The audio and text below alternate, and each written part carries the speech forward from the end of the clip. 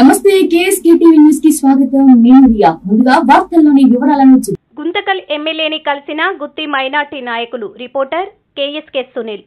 అనంతపురం జిల్లా గుంతకల్ ఎమ్మెల్యే వెంకట్రామిరెడ్డిని గుత్తి మైనార్టీ నాయకులు మర్యాదపూర్వకంగా కలిశారు. ఈ ఎన్నికల్లో కూడా వచ్చేది వైసీపీ ప్రభుత్వమని, గుంతకల్ ఎమ్మెల్యే వెంకట్రామిరెడ్డిగా రెండవసారి చరిత్ర సృష్టిస్తాడని ముందుగా ఆయనకి శాలువా కప్పి సన్మానించడం జరిగిందని తెలిపారు.